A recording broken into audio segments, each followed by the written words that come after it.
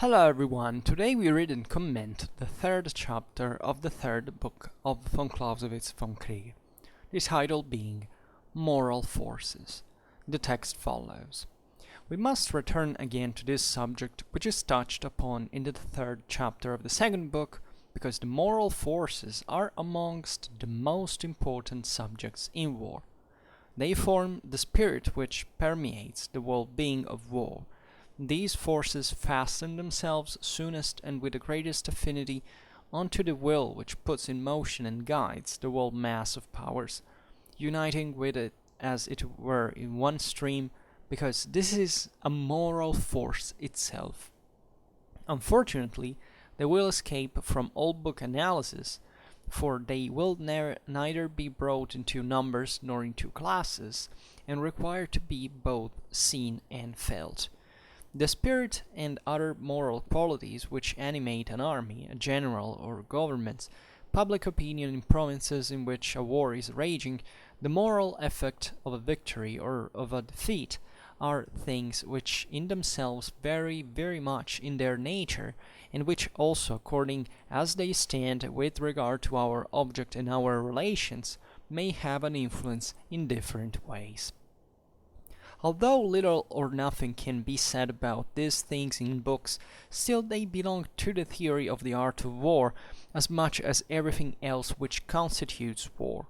For I must here once more repeat that it is a miserable philosophy if, according to the old plan, we establish rules and principles wholly regardless of all moral forces, and then, as soon as these forces make their appearance, we begin to count exceptions which we thereby establish as if they were theoretically, that is, making two rules. Or if we resort to an appeal to genius which is above all rules, thus giving out by implication not only that rules were only made for fools, but also that they themselves are no better than folly. Even in the theory of the art of war does no more in reality than recall these things to remembrance, showing the necessity of allowing to the moral forces their full value and of always taking them into consideration. By so doing it extends its borders over the region of immaterial forces, and by establishing that point of view, condemns beforehand every one who would endeavor to justify himself before its judgment, seated by the mere physical relations of forces. Further out of regard of all so-called rules, theory cannot banish the moral forces beyond its frontier, because the effects of the physical forces and the moral are completely fused, and are not to be decomposed like a metal alloy by a chemical process. In every rule relating to the physical forces, theory must present to the mind at the same time the share which the moral powers will have in it, if it would not be led to categorical propositions, at one time too timid and concentrated, at another too dogmatical and wide. Even the most matter-of-fact theories have, without knowing it, strayed over into this moral kingdom. For, as an example, the effects of a victory cannot in any way be explained without taking into consideration the moral impressions. And therefore the most of the subjects which we shall go through in this book are composed half of physical, half of moral causes and effects, and we might say the physical are almost no more than the wooden handle, whilst the moral are the noble metal, the real bright polished weapon. The value of the moral powers and their frequently incredible influence are best exemplified by history, and this is the most generous and the purest nourishment which the mind of the general can extract from it. At the same time, it is to be observed that it is less demonstrations, critical examinations, and learned treatises than sentiments, general impressions, and single flashing sparks of truth, which yield the seeds of knowledge that are to fertilize the mind. We might go through the most important moral phenomena in war, and with all the care of a diligent professor try what we could impart about each other, either good or bad. But as in such a method one slides too much into the commonplace and trite, whilst a real mind quickly makes its escape in analysis, the end is that one gets imperceptibly to the relation of things which everybody knows. We prefer, therefore, to remain more than usually incomplete and rhapsodical, content to have drawn attention to the importance of the subject in a general way, and to have pointed out the spirit in which the views given in this book have been conceived. So in these days we are commenting a pearl after another. This chapter is dedicated, of course, to moral forces, and their Clausewitz here says it's one of among the most important subjects in war as such, and it doesn't say, it's one of the most important factors. It is actually, in relative terms, the most important factor. As we've seen in previous chapters, every single factor in the theory of the art of war cannot be isolated and said, it's all only about this. War is not exclusively about intelligence or courage, right? But without this, also the rest wouldn't have sense, and also in a much greater proportion than other factors do.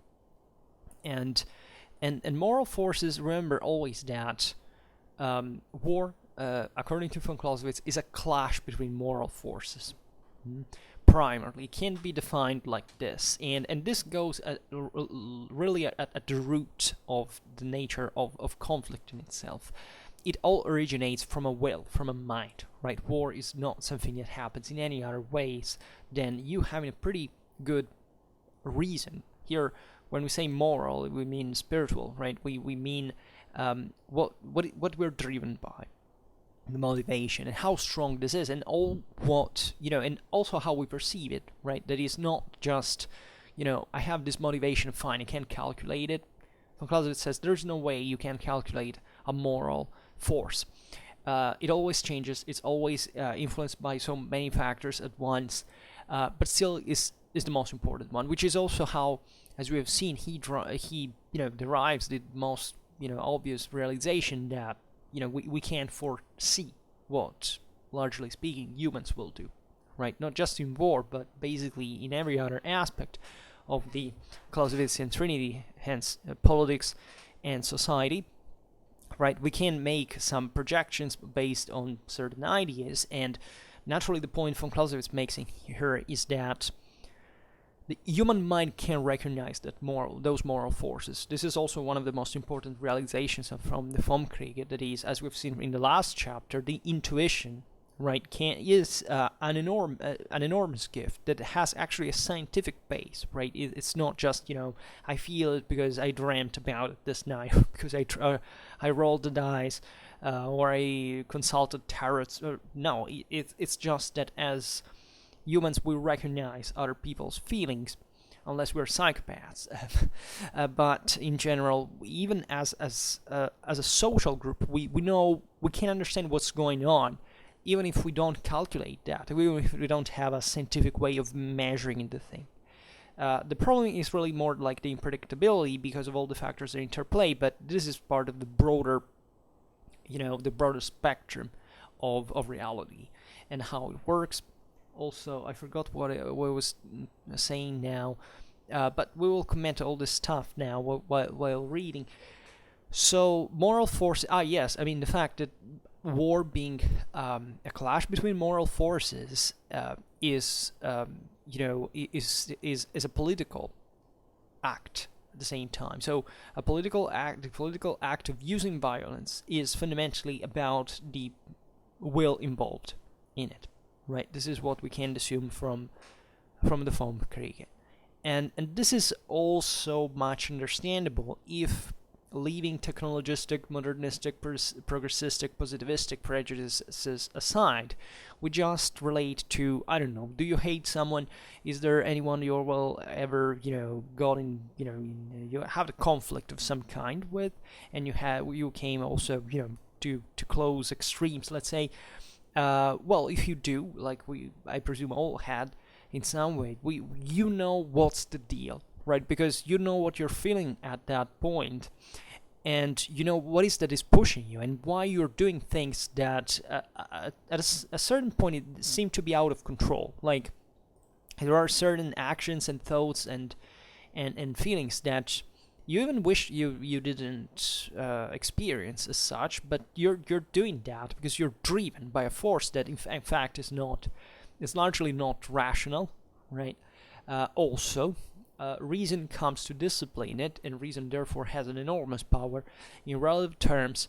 But overwhelmingly, this primordial enmity and sense of of rivalry is inherent in humanity. It cannot be erased. You can't teach someone to be that in every single situation. We know it perfectly well from neuropsychology, I guess, that no matter what, there are certain triggering factors that can turn us into killers, into violent people, and we know it happens, and especially we know it happens pretty well in war. That also is a very complicated thing, but displays sometimes very common features. I mean, this idea of participation even to inane violences, that as in a sort of right of violence, that you would say, oh well, I would never be able to do that.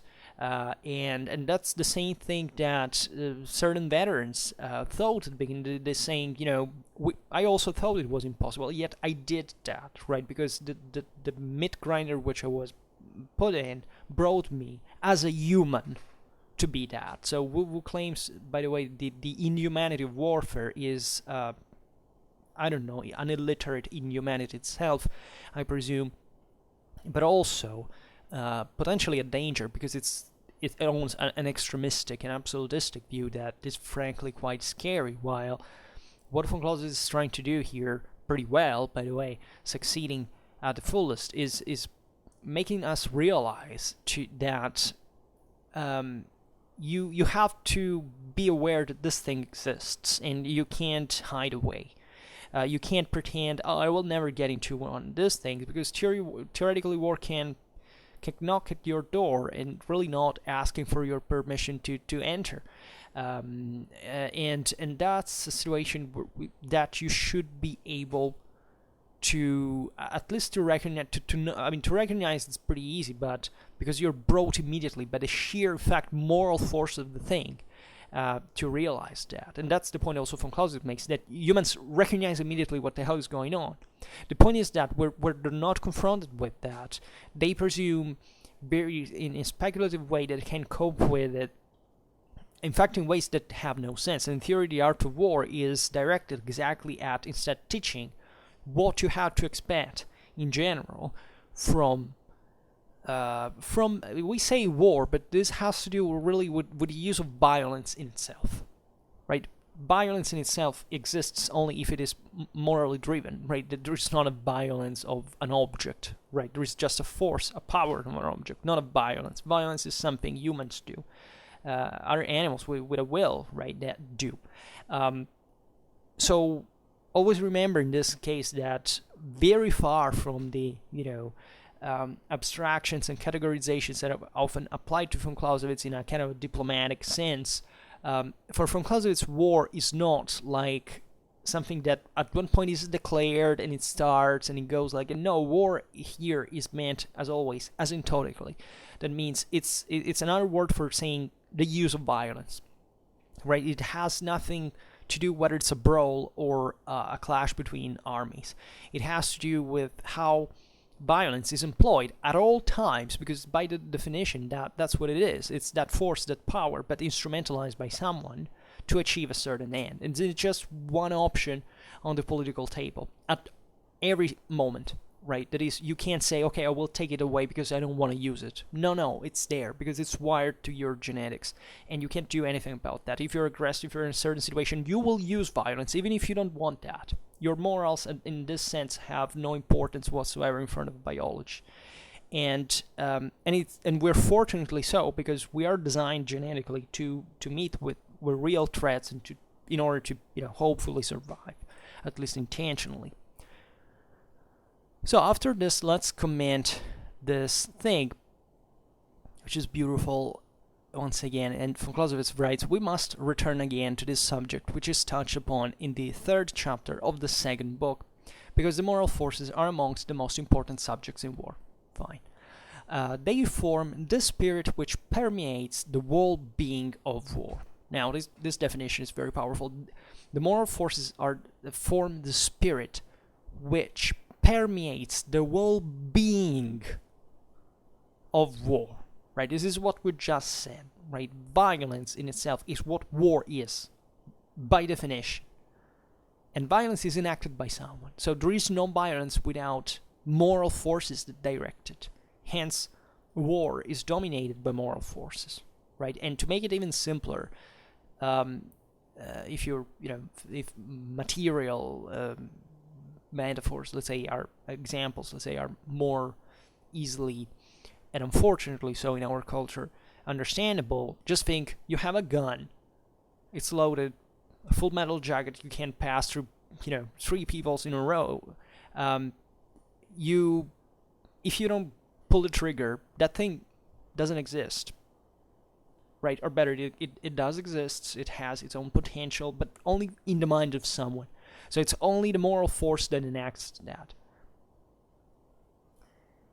Then, von Clausewitz writes, these forces fasten themselves soonest and with the greatest affinity onto the will, which puts in motion and guides the whole mass of powers, right?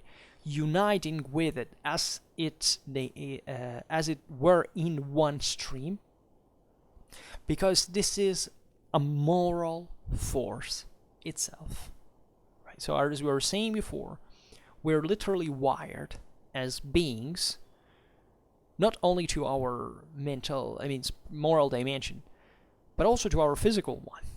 Hence, this whole mass of powers that we set in motion, right? Countries, their armed forces, but this is extendable to everything, like society as a whole, the markets, all the interests, all the conflicts that exist within them. What are they? Do you think there is something that moves by itself in this regard, in this social environment? No. We are moving it. That is, every single thing that exists out there is meant, right? We do this thing for something. We use these instruments because we're motivated by something, right? So this whole thing is everywhere, cannot be separated, right? Every single action has its degree of violence, right? Even everything is violence, right? You can't, as long as you have a physical force as a human being, because you're alive, everything is violent. Every single move, every single word, everything is violent. It has it, right? And we have this, soil that, of tolerance that we all have. So we consider that, an insult or something mildly, even kind of aggressive as, okay, well, it's not a big deal. We know that people are crazy and get upset. And because we're used to this, we literally evolved biologically through this world.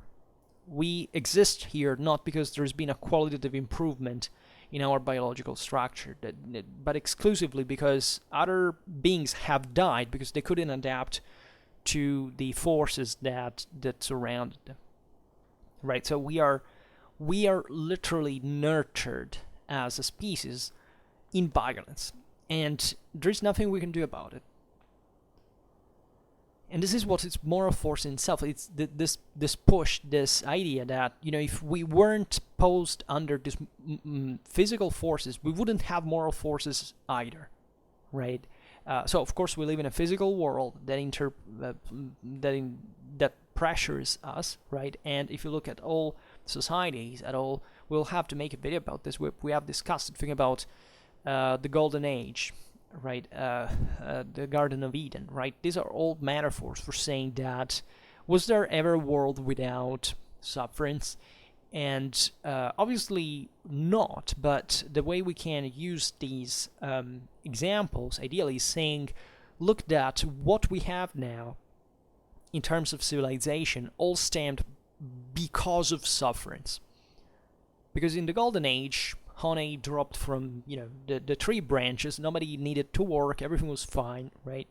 And all of a sudden you're thrown out the Garden of Eden, whichever paradigm, religious background you want to take, but they all talk about the same thing essentially, because anthropologically they all got it right? And you're thrown into misery, into sufferance, into pain, into death, and in this fragility of human existence, which is the reality in which we live. And in order to cope with that, we have evolved, and we have evolved exclusively through moral forces, right? Because we are essentially the same people that up to a few thousand years ago were simply hunting and gathering, right? Biologically speaking, nothing has changed. And this, in the last millennia, well, this is a pretty good example how we cope with that, and all the enormous amount, the Atlantic amount of moral forces we have put into place in order to build all this. That once again, and this is very uneducational and irresponsible and immoral to picture in this way, have not progressed towards happiness because it has to be the case. No, we have just put patches to our sufferings. That's literally what civilization has been. And sorry to say that, but it will go wrong, right? We can improve, relatively speaking, our quality of life, even to the unimaginable. Up to this point, who knows? But we will die. That's physics, and we will die even as a species one day. And the point here is that there's nothing we can do, because we live in this physical reality. We have to sort out what the moral dimension is, because nobody literally knows what the heck consciousness is, right? We presume to get close to it looking at, I don't know, quantum physics, or I don't know, why I'm completely no expert about this stuff. No, I don't know anything to tell it all. But in these interpretations, but even if we discovered, which I don't think we will, we are still in this reality, right? So also what the Vom Kriege is deeply permeated by is this realization that it doesn't really matter what here notionistically you can discover out there as a physical thing in the universe. We are, as humans, still the same thing, and that's all what matters, right? And not only, but that our moral dimension, our moral forces, are the single most important thing we have to concentrate on, not the hyper, let's say, asepticized, sterilized physical notion, of mathematically described physical notion, which remains there if we don't have any motivation to use, right? But in fact, our emotions, our feelings, right? And the way we interact with the world in this sense. So that's why we need science, but we need also an enormous we have an enormous need for education in general, but this has to comprehend both physical elements, scientific elements, and kind of, I don't like to call them humanistic elements, but let's say social sciences, things like this, because otherwise, there is no thing like pure reason. We will never ever even got remotely close to that. We are basically floating on the sea of feelings, of emotions, and at the top of that there is something called reason, which is something we have categorized as such as human beings, but it's just a more complex system that also what other animals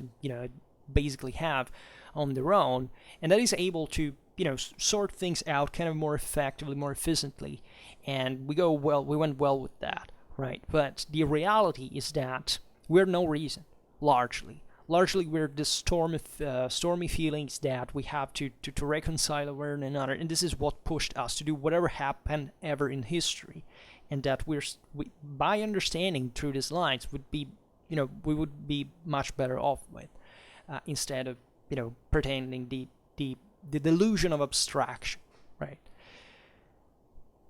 So von Clausewitz writes then, unfortunately, they will escape from all book analysis, for they will neither be brought into numbers nor into classes and require to be both seen and felt, right?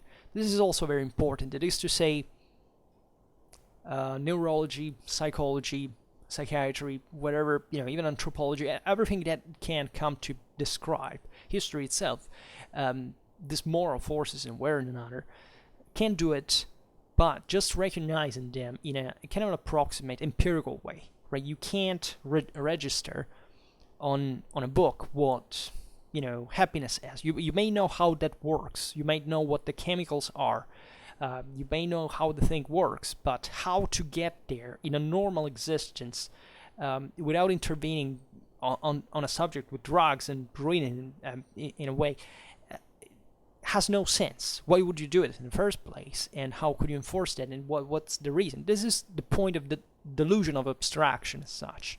You may even get to know certain things, but it's all what that revolves around it that is a mystery. We have no calculator, no math, no science that can decipher the universe as such. We haven't. It's an overly complicated, infinite system. There's no way to sort it out. Point. And we will never do it. Never do it as a species. We have an overly radical intellectual deficit to do that. We should be omniscient to know that, and that will never happen.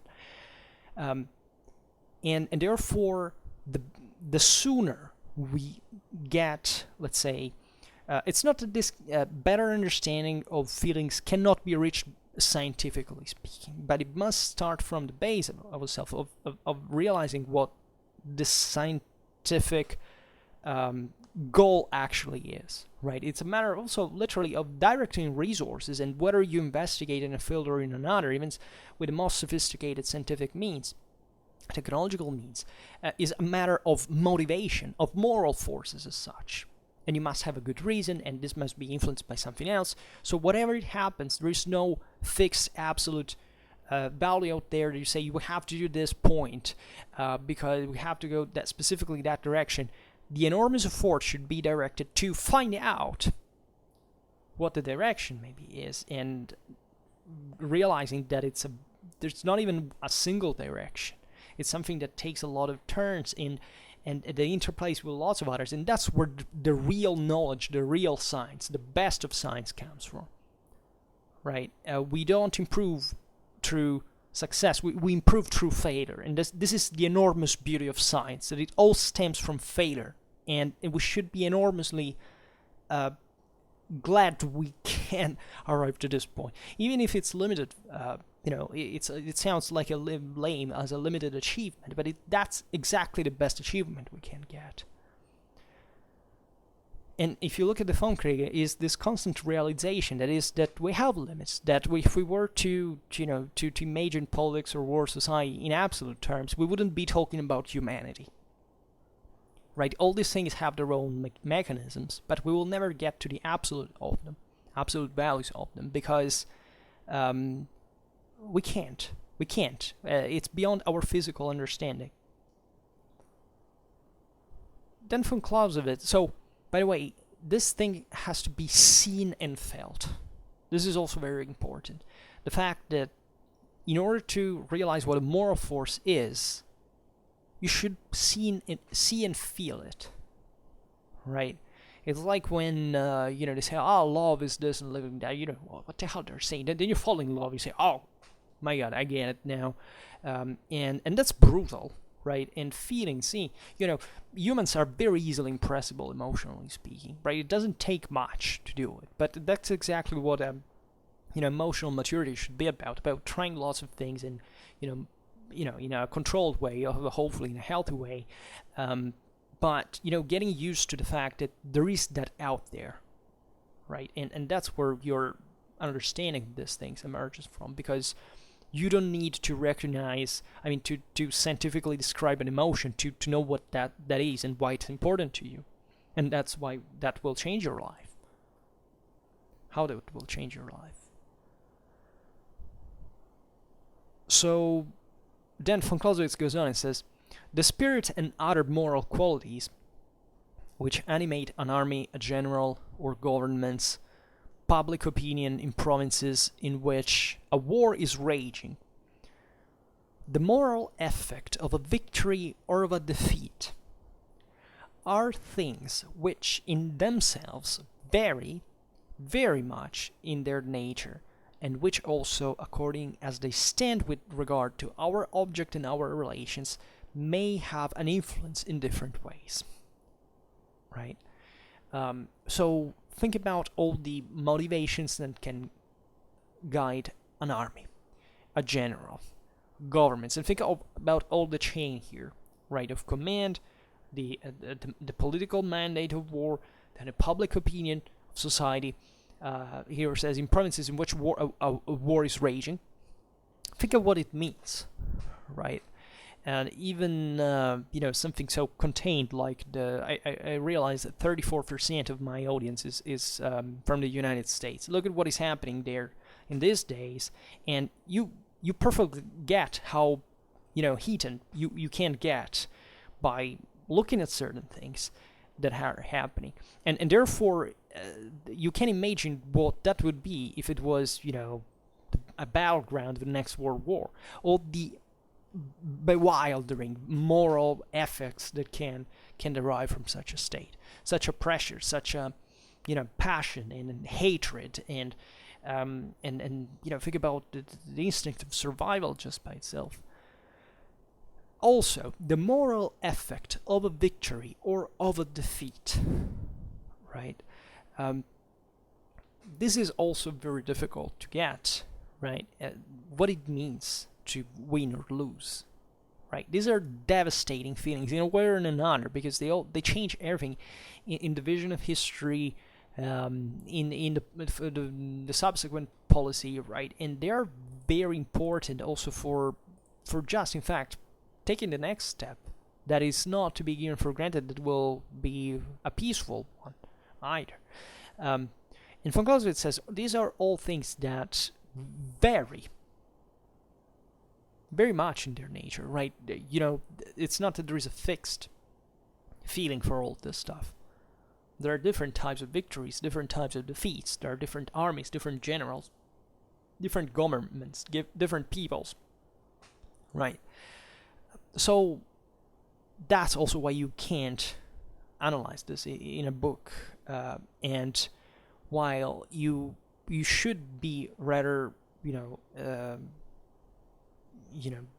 skilled, let's put it in this way, over time, in recognizing the shades of it, because that's where you can get it's a sort of sensitiveness, right? It's like saying, think about even we have seen how important the link cause effect is in the theory of the art of war, also in a strictly historical sense. Well, this can be used even in part to foresee something will go on, because also you have to take action accordingly, as we've seen in the last chapter.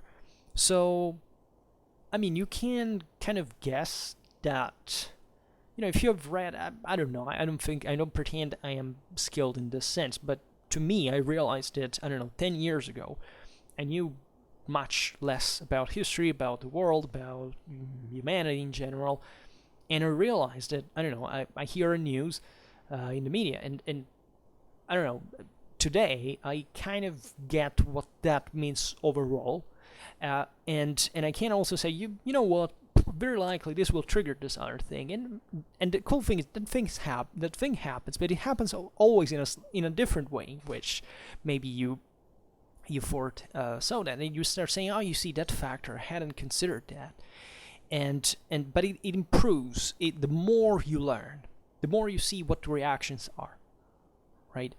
And that's all a perfectly oiled mechanism, even in in the human growth, in the sense that it's obvious that the younger you are, the least you know, and the least you know, and the more stupid things you do in this regard, because you do things without knowing what the risk is. Then you meet with the risk, you even can get a very hard lesson, and then you do know what that is, and guess what, that lesson can be physical, right?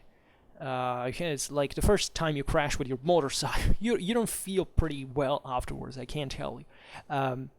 But then the thing that remains there really is more than the scars, is actually your the feeling of fear, right? The scary experience as such. And the brain memorizes that. It's not even a rational thing. It's like, oh no, I don't want that to happen again. So it's as if it was within you. It's a force. That's a moral force that is acting.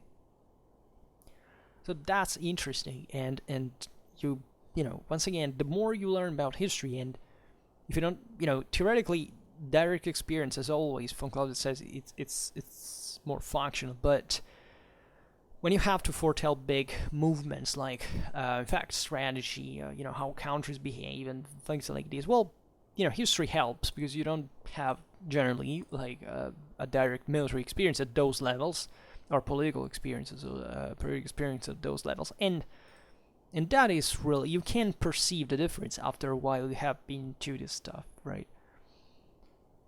And you also realize, by the way, that everything is usually much less. I mean, in proportion, definitely an individual's soul is literally annihilated by your major strategic events.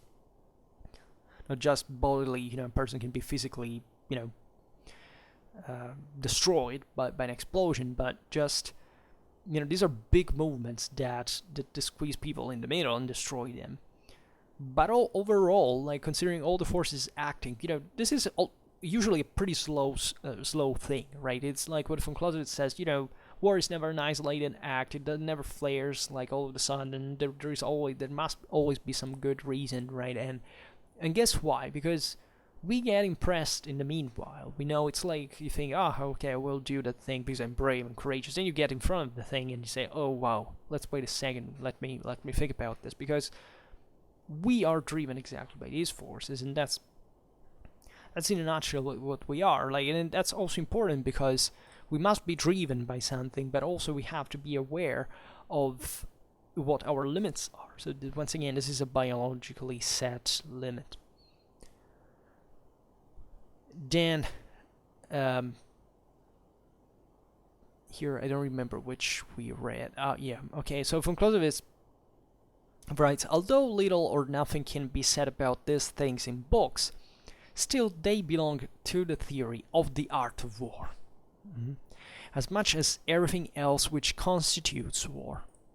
Right. So as we have seen before, remember that the note at the end of the first chapter of the third book that said that it was all about basically saying, what is the importance of let's say of potential actions in war, right? Things that have not taken place yet, may not take place, but that still have a weight on their own because you're thinking about them, and that is going to have a moral effect on you, and therefore influencing your decision afterwards. So those things, although non-existing in reality, but in your mind, still have a real impact, and this in the theory of the art of war has a place, right? So moral forces have. They're invisible, right? But they are possibly the single most important thing in relative terms out there. And von Clausewitz says, for I must here once more repeat that it is a miserable philosophy if, according to the old plan, we establish rules and principles wholly regardless of all moral forces, and then, as soon as these forces make their appearance, we begin to count exceptions which we thereby establish as it were theoretically, that is, make us into rules, right? That is, we've seen this extensively in the previous book. I mean, how the theory of the art of war developed historically, and basically the first difficulty and the most obvious one was exactly trying to frame the moral forces. And so what did military theorists did at the beginning of the morning? Just say, okay, let's concentrate just on the physical material side of the story. So inventing basically nothing, because it was just, teaching a guy how to load a musket, and having zero utility in reality. Because guess what? If you try to sort out war, whether it's a duel, because war is technically a duel, just on a larger scale, and you by taking out the moral dimension, you don't have anything matching with reality, right? Pretending to say, okay, what happens if I make two people clashing, if I give this person this sword and this person this other, who will win, right? It's obvious that, if we were to reason in absolute terms, like the guys were on equal ground, what does it even mean? You say, okay, well, there can be an edge in that regard. But the question is, what difference is that going to make in reality? Right? If the guy from the other side is like really, for example, understanding that that difference is gonna make, is gonna kill him, he will probably not fight. What do you think? And what's the point of posing this question in the first place?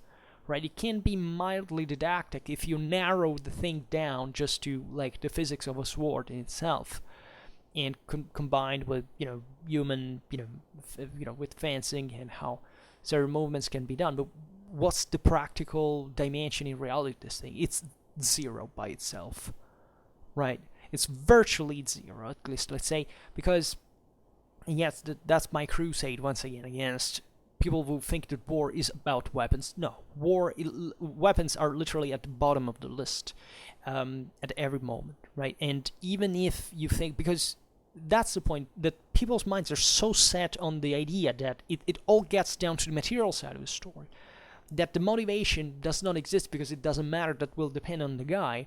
Well, because that's what will depend on in reality, on the mind of the guy, not on the weapon. Right, and this is valid as the example we made before. You can have the most deadly weapon out there, but if you don't even know how to use it, that is going to make the greater difference. And this happens literally all the single time in military history. So even people who claim this sense, an expertise in weaponry or this is technology, this stuff, is have you ever studied military history? You know what that actually is? Do you know that certain military technologies can even be so far ahead that they can't find an adequate doctrine of application in real warfare at the time? It takes like a century sometimes to achieve that. Well, that's the problem that we have as a civilization. We have been radically, overwhelmingly, shamefully, idiotically obsessed with this idea of progress, of eternal progress, of technology that will change the whole thing. And we left aside the single most important thing ever in the whole history of mankind, present, past, and future, that are moral forces, that are the ones that really change the whole deal, every single time. And von Clausewitz is right here, for I must here once more repeat, so once again, that it is a miserable philosophy if, according to the old plan, we establish rules and principles regardless of our moral forces. Right? Because guess what? That if you do that and you try to apply that in reality, that will fail.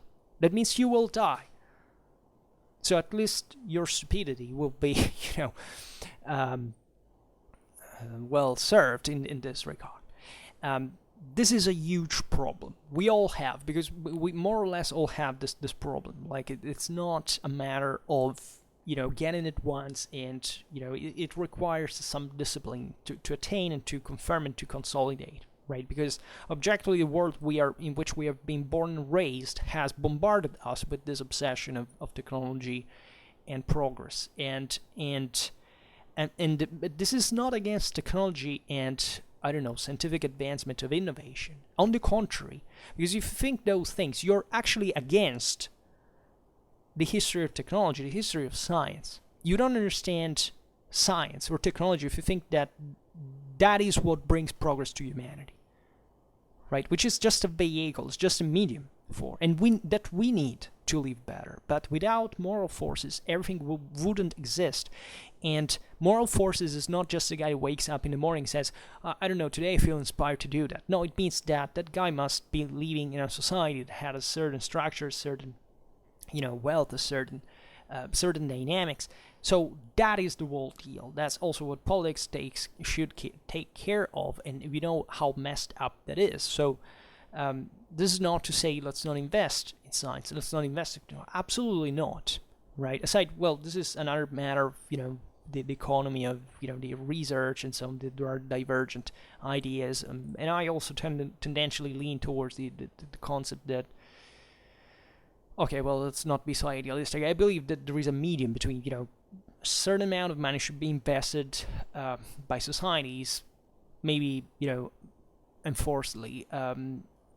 Another part should be just autonomous, because the best of research, historically speaking, the best of achievements of innovation came usually from private, historically speaking. It was a spontaneous process, but also in the modern world, like without a state that invests in a certain type of research, etc., and competitiveness, you in terms of strategic assets, you can't be left behind. But that's not entirely the whole key of the thing. And for now, I'll stop it here because I don't this is not the point of the video. But it has largely to do with this whole thing, and it from this you really understand how many factors are, really everything, literally everything, is encompassed by this point, by moral forces as such, and not marginally. Marginally is technology, right?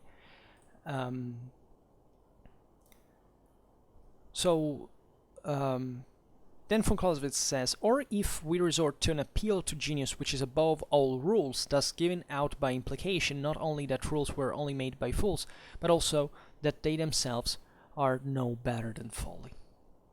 Right, so once again, trying to frame, to cage moral forces in a theory that pertains to discipline them, to know how they will work all the time, and even to determine that, and start creating rules on the base of this. So creating a doctrine in this way is this is folly, right? It doesn't work. It's silly. It's a waste of time, right? Even if you're obsessed from an economical point of view, this is the exact point of the story. It's inconvenient, right? It's fallimentary. Economically speaking, because this is all about economics after all, right? It's really a matter of saying what's the best direction. Well,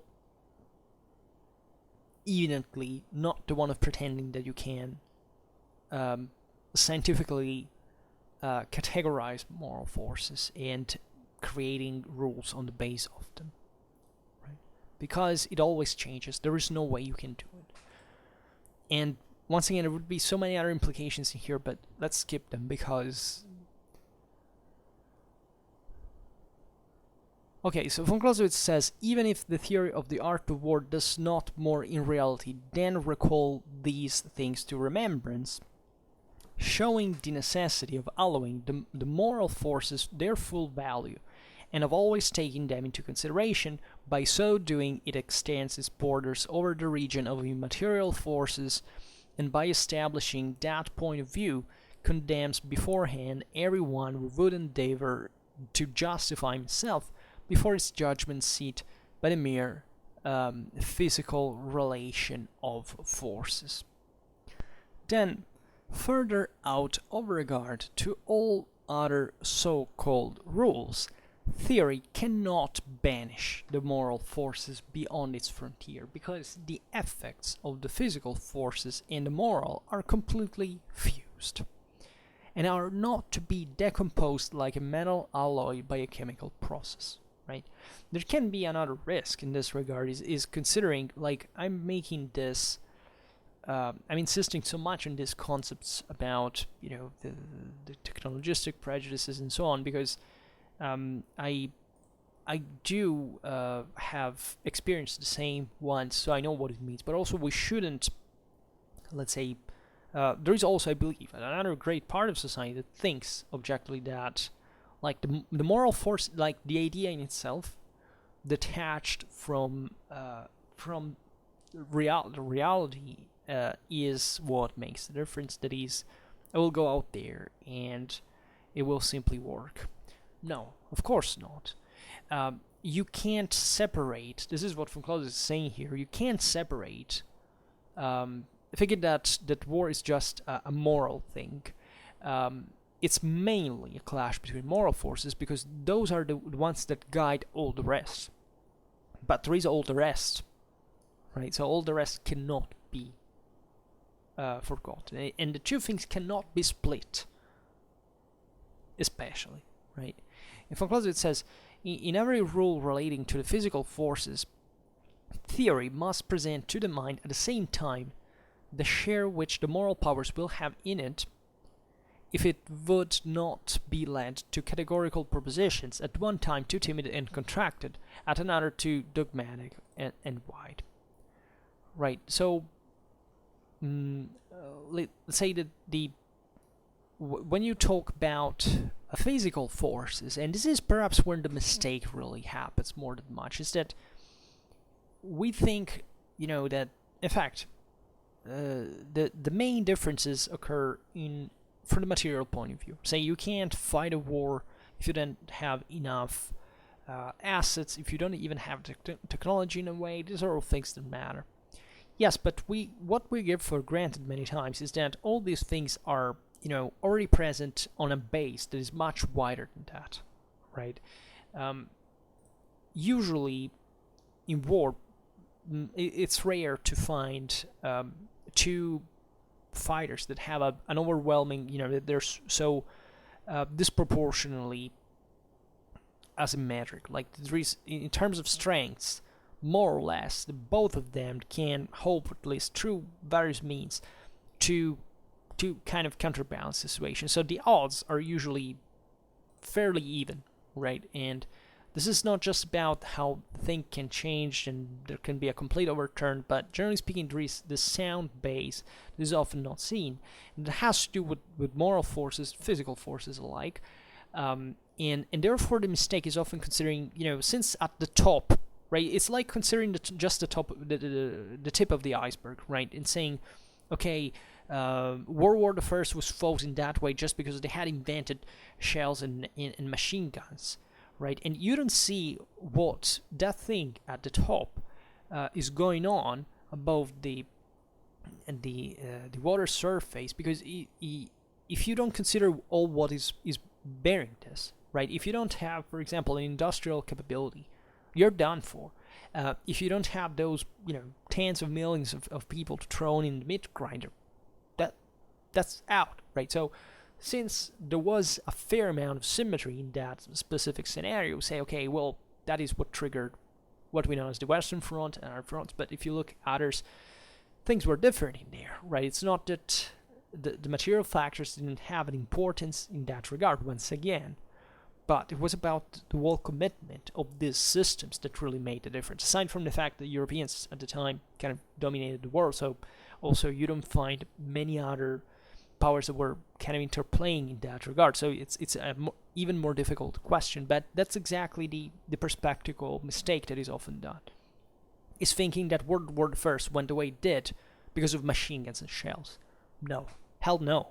Not even the way they were used has anything to do with themselves, but with moral forces, right? Because if we hadn't had France or Germany in that context, in that border, this entrenchment from the North Sea to the Alps, that didn't shift for just tens of kilometers throughout all the World War.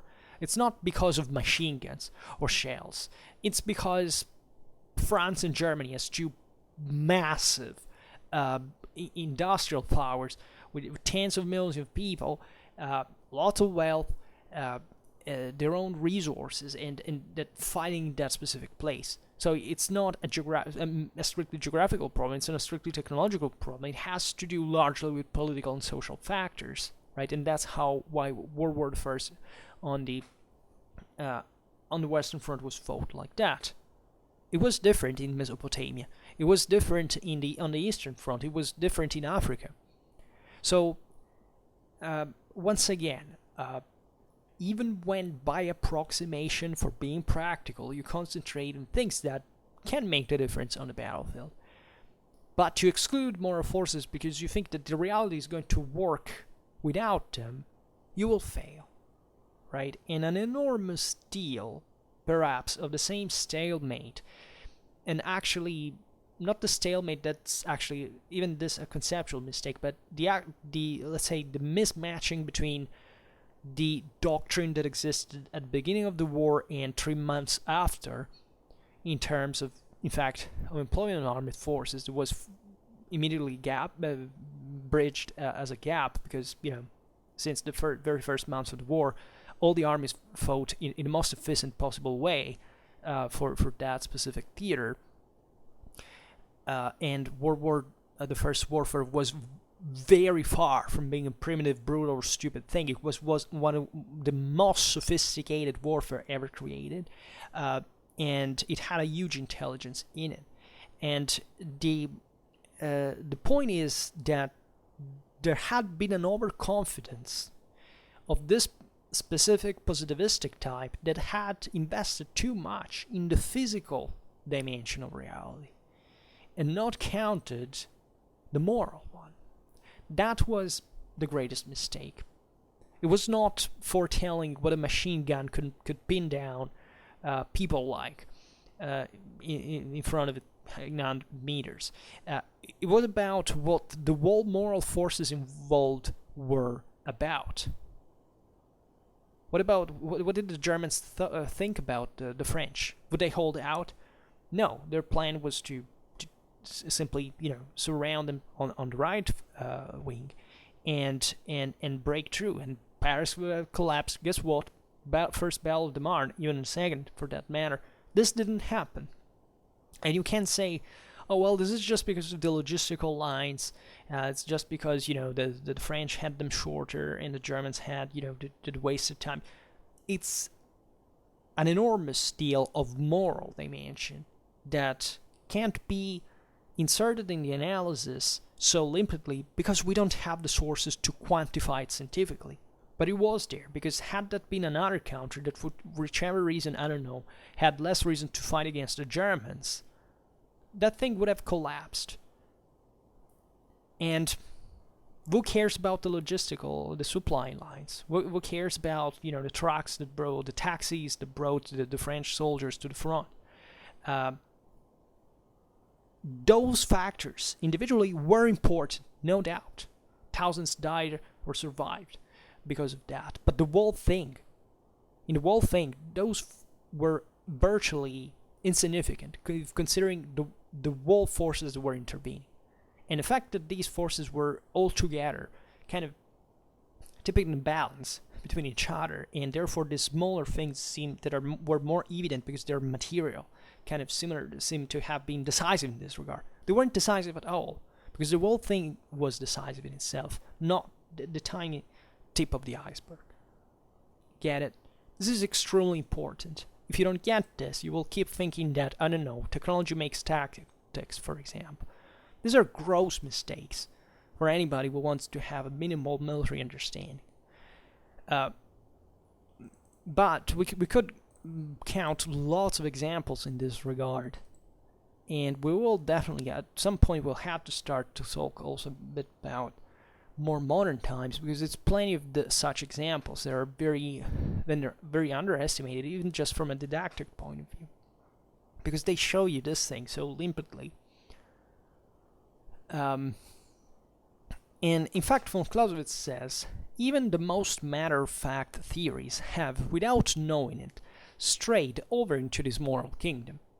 Right? So even those minds that were more obsessed by technology, by the material factor, by numbers, by quantities, from a strictly just physical point of view, they had to recognize at some point that moral forces were there and that they influenced the thing. And why? Because guess what? For, as an example, the effects of a victory cannot in any way be explained without taking into consideration the moral impressions. When is that the battle is won? When all the, toy soldiers go down? Like when you're playing like a kid? A victory is achieved when the enemy breaks and routs. That is when the enemy moral force collapses. That's what a victory is. And let's always remember that the object of war is to compel your enemy to fulfill your will. I mean, by itself has nothing to do with how you kill him, even though war achieves that through killing, right? Because it happens that we do it that way. It passes, let's say, better through that, necessarily, because it's the most disruptive way that has the greatest goal, right? It can even humanitarian terms bring to the least bloodshed, right? But if you think that, warfare is just material dimension, that all counts is the physical realm, you can't even explain the concept of victory and defeat, because that's not how any single victory or defeat happened, historically speaking.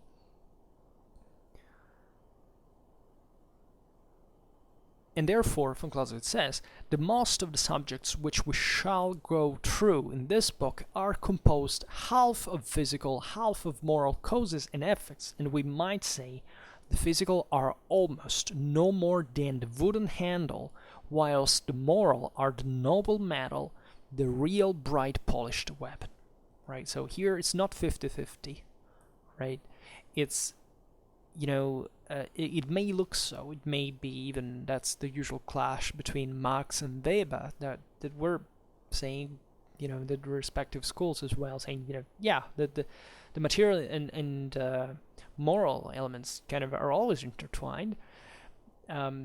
Nobody was denying that, but the point is, von Clausewitz recognizes that the moral dimension is the noble metal, the real bright polished weapon, the tip of the spear, right? The material side of the story is just the shaft, it's the wooden handle, right? So in other words, and what is von Clausewitz saying here very beautifully with this metaphor that is very punching, very spearing, in fact, is that if you didn't have the motivation, as we were saying before, you could even have all the material means of offense, but you wouldn't do much harm. Right? This is the same exact concept of the spear. Von Clausewitz's metaphors are always very, very to the point, right? On the spot. He's also very concerned with this, in fact, physical dimension as well himself. Like he addresses the thing in very scientific ways, and this metaphor is beautiful by itself, right? Because you go nowhere with actually the both of them, because even the tip of the spear needs the shaft, the wooden handle. Otherwise, how do you do that? You go out and the enemy says, obey to me, and then the enemy guns you down. You have to gun him down first. And so, once again, not even moral forces by themselves can be all about war, because otherwise it would be just a telekinesis where everybody's struggling to crush the person next to them by thinking very intensely. No, it doesn't work like that. You have to go there and you have to risk your life. Butcher being butchered. And that's brutal. But you understand that in order to do that, either you have a great motivation for it or you can't do anything. And this reveals you how war, very far from being anything like a barbaric thing, an unthoughtful stuff that just evil guys can do by pushing a bat and sending the other young kids to die, right, for them, is something that involves an enormous amount of moral fire, an enormous amount of reflection, of debate, of discussion, in that wars can be wrong, can be very bad ideas, but surely they're not something that happens by mistake, right? So everything that happens in terms of violence in general must be understood, because whatever it is very serious, and it can't be just downsized, like saying, it doesn't really matter. It does matter, right? As lots of other things, like everything factually matters in this regard. But if someone gets to the point of risking his or her own life, or just, putting themselves in danger, because that's the thing, you have to understand what the hell is going on, because that moral strength is very high, and there must be a very good reason for it, and this doesn't happen naturally by chance, right? And especially in social groups, right? This finds a kind of a social attrition. You can't go to war just because one person wants to. No.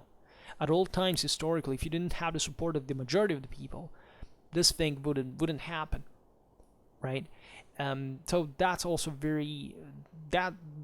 this is a language of responsibilization, von Clausewitz says, to think that wars were fought just by the evil tyrant, and that the pure, kind people just followed him and were forced to go to war, is actually unhistorical, unethical, wrong, and silly, because it also makes entire countries' consciences tendency getting away with some of the most atrocious records of human history. So I don't really think that a great part of our world understands this, that rationalizes these things, which should be taught in schools instead of trying to hide war, to always kind of sounding apologetic when we even want to talk about it, because it's possibly one of the single most important things ever in our history. Look at what human history has been. It's been basically mostly about wars in terms of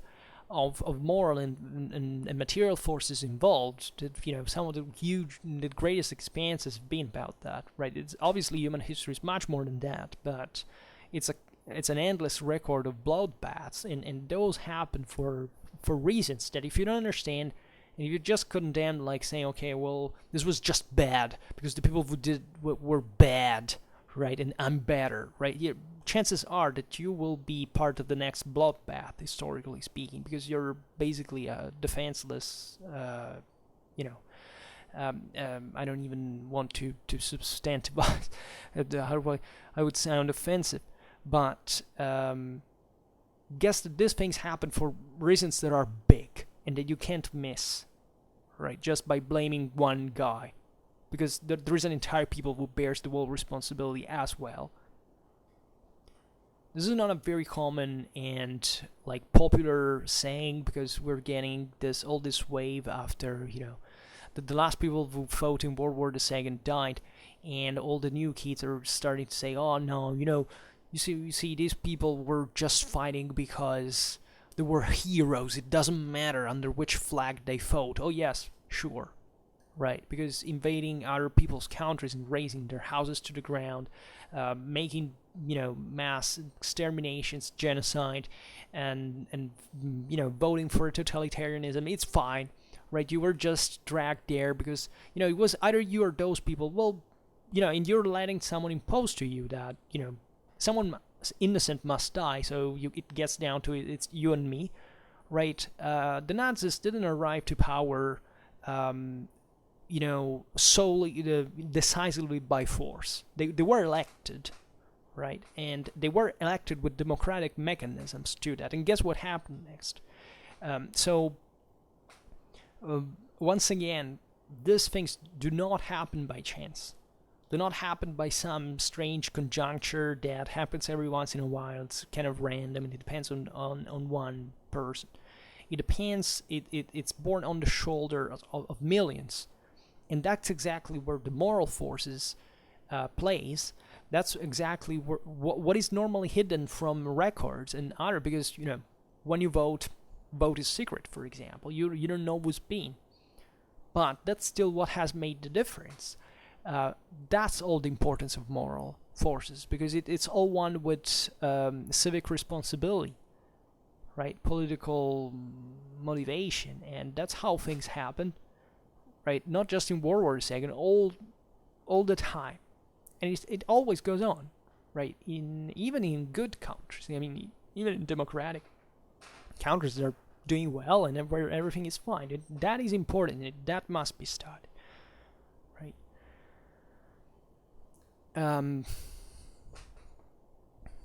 So von Clausewitz goes on and says the value of the moral powers and their frequently incredible influence are best exemplified by history, and this is the most generous and the purest nourishment which the mind of the general can extract from it.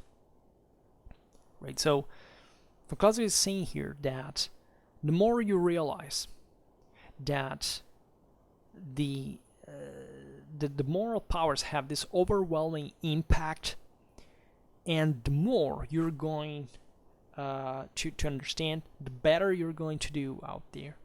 Here it's not just about generals, right? Now, of course, it's talking about a general because he is concerned with creating a theory of the art of war that can be applicated, but this is true for everybody. This is true for historians. This is true for anyone out there. Because if you get that, you also understand that many solutions, like I wouldn't digress like this, but consider even in your life, you when your process of learning, right? There were some stupid mechanicistic ideas you came up with, right? That you said, but this may work. Yeah, okay, but one of the greatest problems is how can you make people follow that? And that creates such a greater problem that makes you realize how much you have to think through. And the only way to enforce what, the restricted fruit of your mind has formulated is to become dogmatic and ideological and violent and impose it on other people. Because there is no other way. So that's the dictatorship of stupidity in that regard, which we are trying to enforce on each other by a certain standard all the time. So the more you realize instead how much the moral dimension is out there and how much you can actually play on it, because you're a human, and guess what? You can interact with other humans, you can convince them, you can have a dialogue, right? And that's why we haven't exterminated each other since the dawn of times, because it's not so frequent to arrive to punches and kicks, right? We try to deal with each other, to negotiate, and to understand each other in the process, which is an enriching experience, and it is what civilization has been built upon. And this has nothing to do, as we have always said, with how less harm we can do, because actually the more we know, and the more powerful we are potentially to wipe people out. But we're also superior in the measure we know that there are actually more convenient ways to do that, and it's just when it's wall against wall that you can't break through, and then that's where violence flares. But overall, we have made a sensible step forward, I would say, as a civilization, to live in a decent way without recurring to being tribes going to raid other neighbors, in order to survive, and exterminating their men and raping their women and settling in their lands, right? And well, I think it's a positive thing, I would say. And the interesting thing is that it emerged from that sufferance, right? It's not that those people were doing that just because they were bad. Now, in those times, there was a struggle to improve the situation, and very often passed also through what can be seen and can seem even as an attack to personal freedom in many ways, because states are pretty imposant and bulky and overwhelming things after all, and we have to be legitimately scared by them, but at the same time they seem to do more good than they don't. And if all humanity evolved toward that direction, probably there is some, not teleology, but at least we,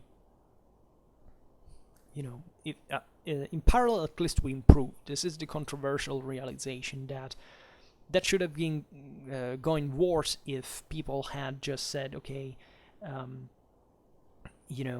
I've constantly lost my freedom. Well, we've kind of done it, but it seems things have improved in absolute terms. This also is a complicated thing because it depends on how powerful also the individual contractors of the social pact are, and how they have the possibility of changing the thing. But up to this point, at least, it seems that things have improved, and I don't think they will go, let's say, dramatically down suddenly, even though it's still possible, and we are probably in a moment of stagnation in spite of all, and which partly stems from, in fact, the detachment from the implicit realization of what von Clausewitz here is talking about, because a person who knows what power is and what can do with it is reasoning realistically in a Clausewitzian mind, and even if maybe he has never heard about von Clausewitz, but that's what a healthy cynicism is also about, right? We have our interests, and as far as they're honest and moderate, there's really nothing bad about them, even just about thinking about yourself, and it's always a balance, right, between you and society at the end of the day. And this goes on with dialogue, with negotiation and political negotiation. That's politics at the end of the day. But anyhow, von Clausewitz then says, at the same time, it is to be observed that it's less demonstrations, critical examinations, and learned treatises than sentiments, general impressions, and single flashing sparks of truth, which yield the seeds of knowledge that are to fertilize the minds. Right. So, in other words, it's not the cold mathematical datum that will make the difference. It is the motivation to use that datum that will make the difference, which is a very, very different thing.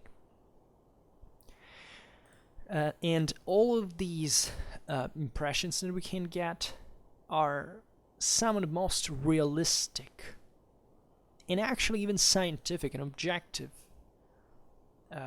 realizations we can have about the world that surrounds us. So once again, we have this enormous gift of our mind that can grasp this stuff without even needing to let's say, rationally sort the whole thing out. It will give you a pretty good impression of what is going on all times, given it's naturally presented with effective media, because that's also the important matter. That's what we should be concentrated on, right? And it's also interesting to live in these times, because naturally the same media are playing on this, in the sense that, of course, if I show you just certain things, or if I impress you in a way, I can make a great impact on you. Like, emotionalism is also a big deal, it's a problem. And Clausewitz is not saying you should surrender to emotions. You should, what he says, you should be aware that what happens, what you feel, has a logic that is the one that makes the thing go around. And it takes experience to get what is to understand what is going on, in knowledge and science, but also your intuition is a step forward all the times, because your intuition is often more reliable and concrete thanks to your affinity with other human souls and their feelings than what the cold mathematical datum is. This is a huge, and not only, but this realization will improve dramatically your understanding of what is going on. Because, as we have seen today, everything starts from the moral dimension. Everything comes second, excuse me. And then von Clausewitz writes, we might go through the most important moral phenomena in war, and with all the care of a diligent professor tried what we could impart about each other, either good or bad. But as in such method one slides too much into the commonplace and trite, whilst a real mind quickly makes it escape in analysis, the end is that one gets imperceptibly to the relation of things which everybody knows. We prefer, therefore, to remain here more than usually incomplete and rhapsodical, content to have drawn attention to the importance of the subject in a general way, and to have pointed out the spirit in which the views given in this book have been convinced. That is, in other words, there is no scientific language that can describe what feelings are. In order to understand them, you have just to feel. So if the author had been writing what is, this is this emotion, it feels good or bad, in this situation it was good, and for this other was bad, it would be losing the point of the whole, because first of all, reality always changes, and these emotions always change. What truly matters and has a dramatic impact on the whole human understanding is, first of all, realizing that the moral forces are the most important. If you already know this, and obviously knowing how and why, because otherwise the other guy coming up with machine guns and shells will will emerge, right? Is to concretely grasp the reasons, right, and feel this terribly empowering capacity that we have at its fullest to really understand the motivations of other human beings, and starting from those, because those are the ones that you're analyzing. After all, in war, you're fighting against an enemy that is not an inanimate object. Is a living and reacting force. And if you want to understand what the hell is going on in the first place, you don't have to attack his means.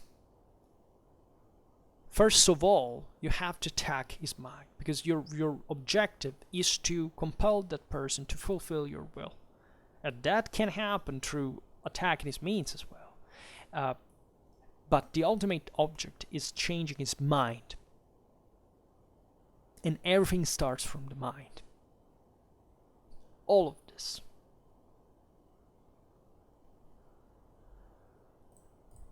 All right, this was very fascinating to read, and it's easily one of the single most important chapters of the Vom Kriege. Next time we pass chapter 4, the chief moral powers. Okay, and we will get a bit more in detail to this.